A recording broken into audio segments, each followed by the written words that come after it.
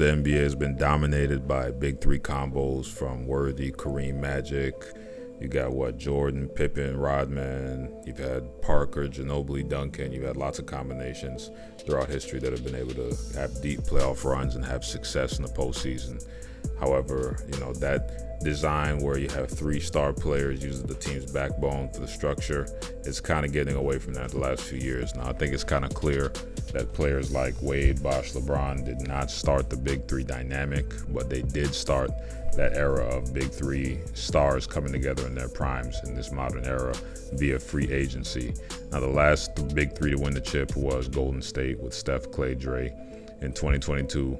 However, that's kind of an asterisk situation because it really wasn't the same as it was in 2015 by a long shot. I mean, Clay was not as effective as previous years, and Draymond, for a good short period, he was actually able to shoot the three at a more consistent clip, and he had more offensive potency than he's had in the last few years. So there was definitely a different version of the team. If we look back the last 5 years worth of champions, in 2019, we had the Raptors with Kawhi.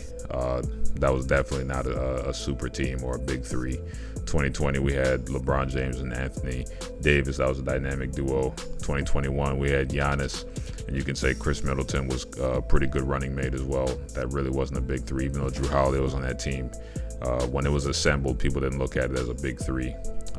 2022, we just spoke about the Warriors dynamic. 2023, we had Jamal Murray and Jokic. And, of course, this year we had Jaylen Brown and Jason Tatum. So, I mean, the whole dynamic of creating teams is not the same as it used to be about 10 years ago. Where 10 years ago we kind of saw the Miami Heat and San Antonio Spurs are battling for supremacy for like 2 to 3 years in the finals with those kind of big three dynamics, along with the Warriors kind of taking over from there. I mean, it kind of comes back to the old adage of follow the money. So if you take a look at the money, it kind of explains things. Now, 10 years ago in 2013-14, LeBron, Bosh, Wade were all in Miami during their final run looking to three-peat.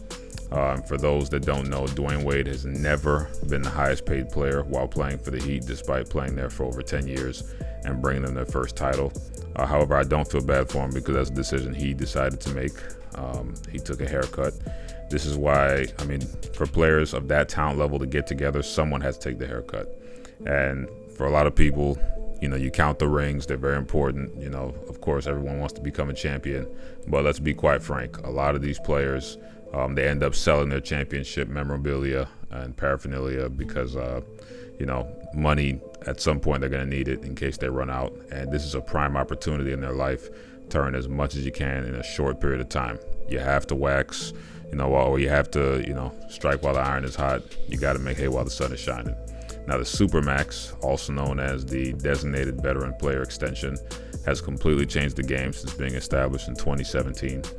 This contract type basically is perfect for teams to retain talent by having the ability to offer more money than if a player left the team during free agency. Now, there's a few criteria that have to be met in order to qualify. I believe a player of 8 or 9 years, which is a good period of time, but these guys are getting drafted at 19, and some of them even as young as 18. Not out of high school, but depending on how they did it with the G League, or the developmental league, I should say, or college if they went early. Now, a few criteria have to be met. That year length, which is pretty clear. You have to have that year for the veteran part, not the original max. You can also qualify for up to 35% of the team's salary cap with up to 8% of annual escalation. Now, in order to qualify for this money opportunity, you have to have been named to an All-NBA first, second, or third team, or Defensive Player of the Year in the last season or in 2 seasons during the previous 3, or you've had to have the NBA MVP awarded to you during one of the 3 previous seasons. Now, this really means that only the top players in the league can qualify for this, and a lot of money is at stake.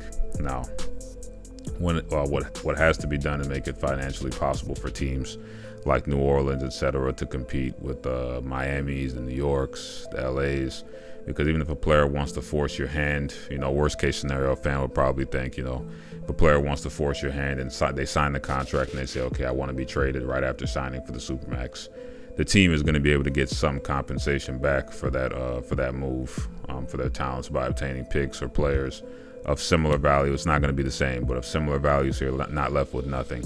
So essentially, it's a lateral move. For most of the time, it's going to be a lateral move, and teams are not going to be able to hoard talent the way they would be able to if guys were taking haircuts. Now, we can always look at them and say they're greedy for not wanting to team up together and take haircuts, but on the same aspect, or on the flip side of the coin, people also criticize them and say they're not being competitive enough. So I mean, at the end of the day, it is very financially smart to make sure you secure yourself and your family. I mean, guys like Giannis in the 90s, they probably would have had to leave to go to New York or LA based on their situation. But in today's age, with the marketing endorsements and the kind of contracts you can get by just staying in Milwaukee, I mean, there's so much potential there, because he also knows that other teams, they can't really accrue too much talent without the stars taking major pay cuts, which, I mean, financially is not the wisest thing to do. People want to criticize him. I'm like, look, in your situation, in your job, if the job gives you an opportunity to stay there, and if you stay, you're going to have the opportunity to make a whole bunch more money versus leaving to go to another job where things might be harder, things might be more difficult, and it's not a guarantee that you're going to make more. You actually probably might make less because you might have to start at the bottom over there at the other place. You would probably say, okay, I'm just going to stick it out here, make more money, secure myself for my family, my future. I mean, as much as we want to criticize these guys, we always hear about the stories of these guys going broke. Tax man's coming. Anybody who pays taxes, IRS, you know the tax man is coming, and they're not seeing all that money, and they have to pay it for every state they play in. It's not just, so if you play in Miami and you're in Florida and you have no state income tax, if you play a game in LA, you're going to get taxed for that game in LA, all the money you made that day. So for what teams have to do with this is they really have to be selective with who they draft, and they have to develop, because you're not just going to be able to throw money everywhere. There's a limited amount. Yes, the money is growing, but you're not going to be able to sign everybody to these really big deals. So at max, every team is going to have maybe 1 to 2 all-stars. The talent is going to be much more dispersed at this point than really at any other point in the league.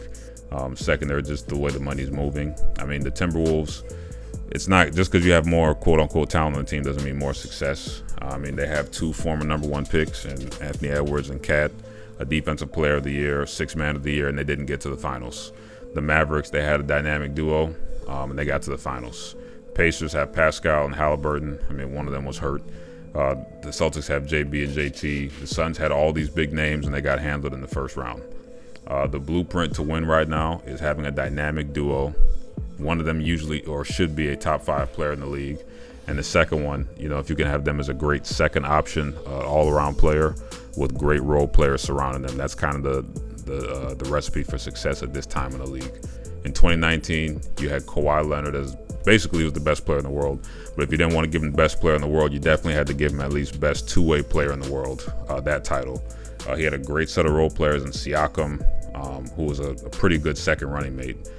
Van Vliet, Gasol, Green, and good execution of the wall defense against Giannis in that conference finals, as well as with Golden State being worn down that year, but they still executed. You can only play who's in front of you. Now in 2020, LeBron and AD were the most dominant 1-2 punch in the bubble. They had guys like Dwight Howard who were guarding. I mean, he was a multiple-time defensive player of the year, and the man was coming off the bench, putting Jokic through hell, while having guys like Caruso, Rondo, and J.R. Smith executing, for lack of better words, that Mickey Mouse chip. I'm just messing with you guys, man. It still counts. But the 2021 year, that was interesting because Giannis and Chris Middleton, they handled business against that Suns team.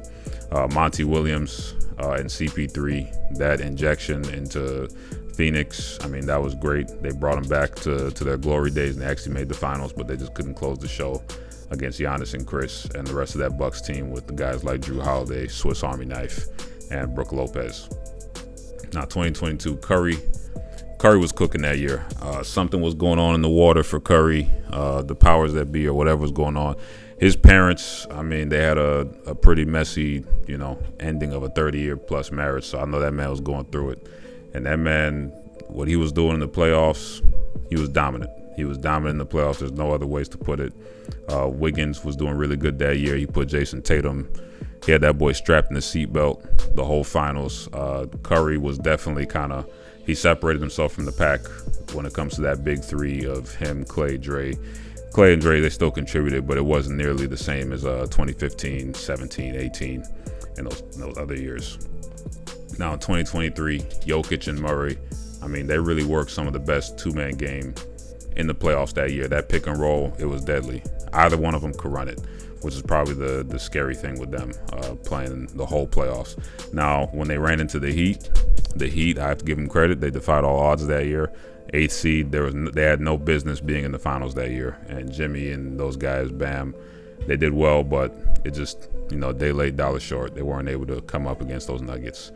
Now in 2024, we just saw what happened with JB and JT. Very dynamic, both sides of the floor. Great contribution from Drew Holiday once again. He's just a winner. Chris Stopps, Derek White, Big Al, etc. I mean, they had a whole bunch of guys contributing, and they played against another dynamic duo, and Kyrie and Luka. So that's kind of the way the league is going now, especially with the way the money has to get dispersed. Everybody can't be, a superstar, and these superstars, you can't blame them for not wanting to take haircuts to team up with everybody, because from the fan perspective, you're going to get criticized for teaming up, and you're also going to lose money if you're going to match up or play with your guys that you want to play with. So you might as well, stick it out in a good situation. If you have a decent situation, and try to make the best of it. Try to get them to trade for solid players to come in. And, as they said in Lord of the Rings, the age of the orc is over.